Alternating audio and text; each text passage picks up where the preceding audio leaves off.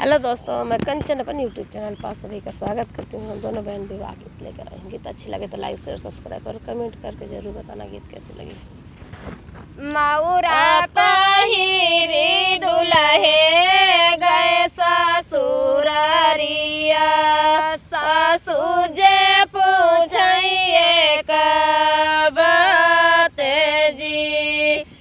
मऊरा पहिरी दुल्हे गए ससुररिया, ससुर जे पूछिए कब जी। कैसे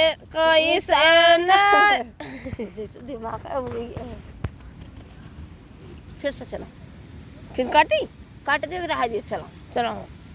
कैसे नया है दुल्हे पापा से चाचा, कैसे नया है सगा भाई जी।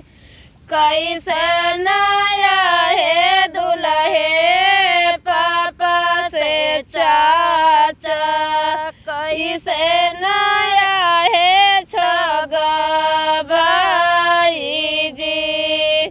कैसे नया है दुल्हे सगा बहनोइया,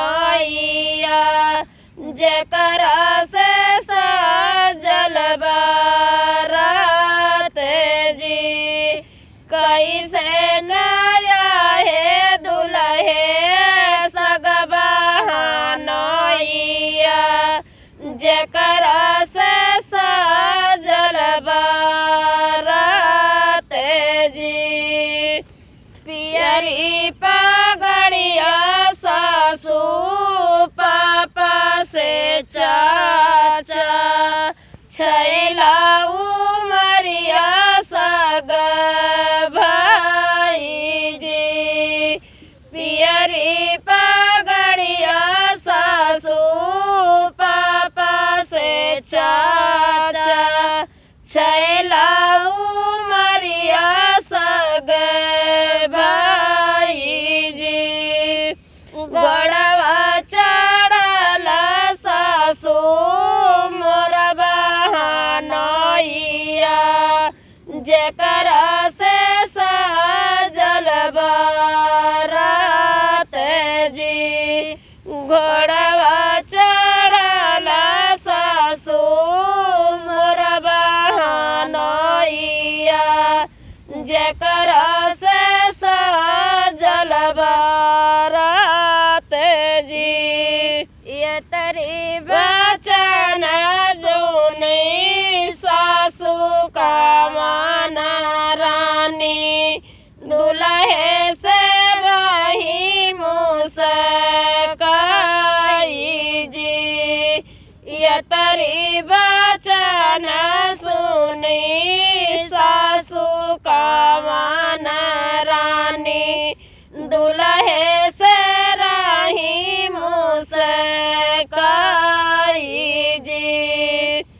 विदा कई देवई दुल्हे पापा से चाचा, विदा कई देवई सगा भाई जी।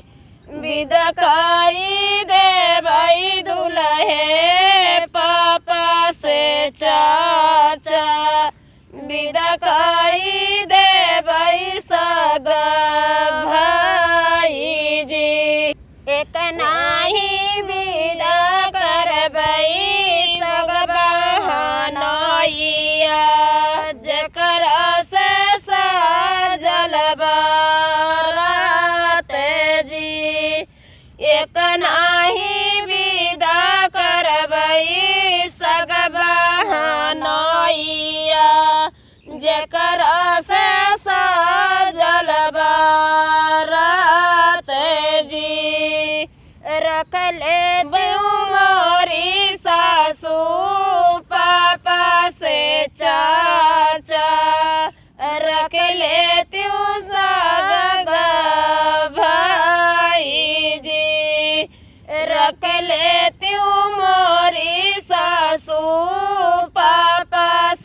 चाचा रख लेती हूँ साग रख लेती हूँ साग बाई जी विदा कही देती हूँ सासू सग बहनोइया